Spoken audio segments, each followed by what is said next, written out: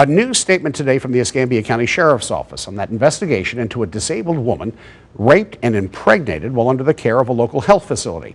A lawsuit filed this week is seeking damages from the center known as Pensacola Cluster, its parent companies, and 3 employees accused of failing to report signs of the abuse.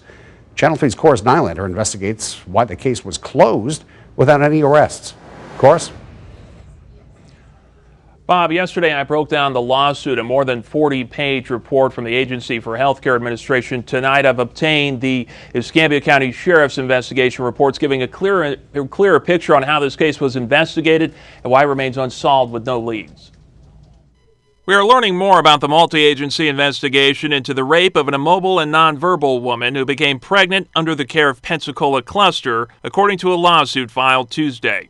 Channel 3 News obtaining the Escambia County investigation reports detailing steps taken once the investigation was launched February 2018. According to the report, deputies collected DNA samples from employees of the facility that could have had contact with the victim, interviewing them, one man telling investigators he had given the victim baths unsupervised. When asked, he said no policy requires a female supervisor.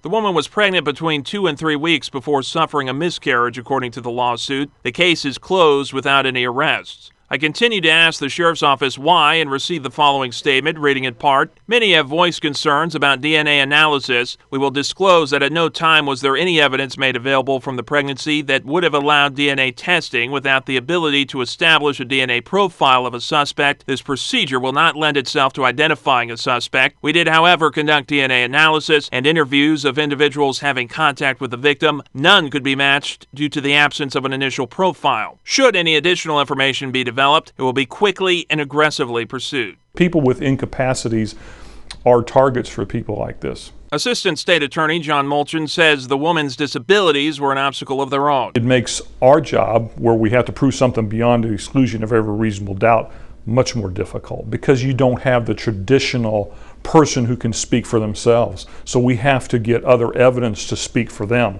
because they simply are not able to speak for themselves. Chris Klotz is a local civil and criminal attorney following the case closely. He says the situation highlights the importance of family members carefully vetting any healthcare facility and security policies in place. Say, hey, I'd like to meet with some of your staff and talk to them and just, have a short conversation and get a feeling, or talk to some of the administration and say, I would like to talk to you guys about what y'all's game plan is for preventing this type of thing from happening.